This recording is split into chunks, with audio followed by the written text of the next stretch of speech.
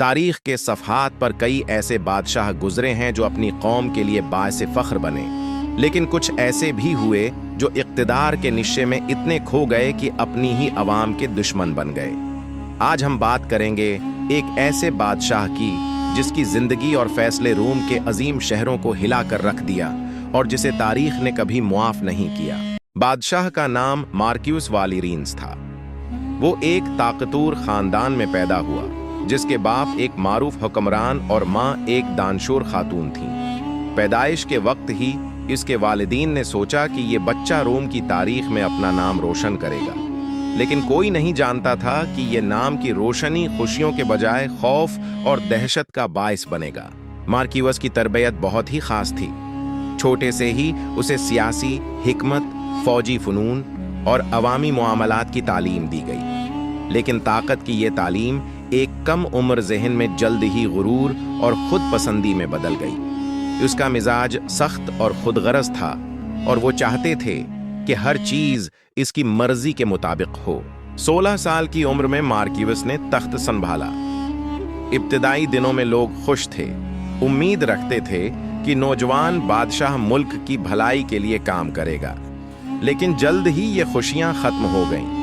مارکیوس نے پہلے دنوں ہی اپنے مشیروں کی نصیحتیں نظر انداز کر دیں اور اقتدار کے نشے میں اپنے فیصلے شروع کر دیے۔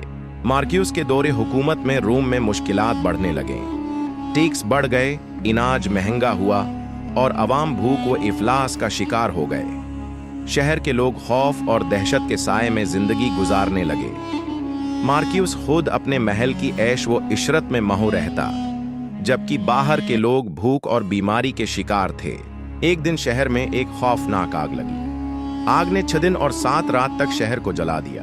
عمارات، بازار اور عوام کے گھر راکھ بن گئے۔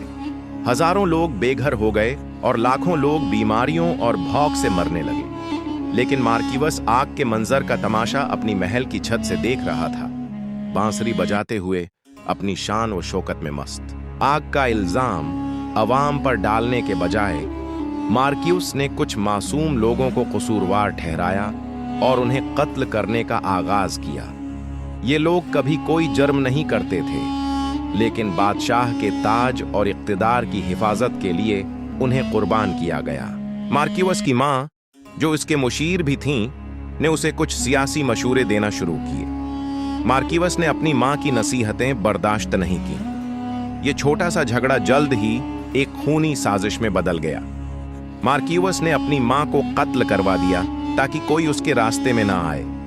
یہ واقعہ نہ صرف خاندان کے لیے بلکہ پورے روم کے لیے ایک خوفناک سبق تھا کہ طاقت کے نشے میں آدمی کس حد تک جا سکتا ہے۔ مارکیوس کی حکومت میں ہر شخص خوفزدہ تھا۔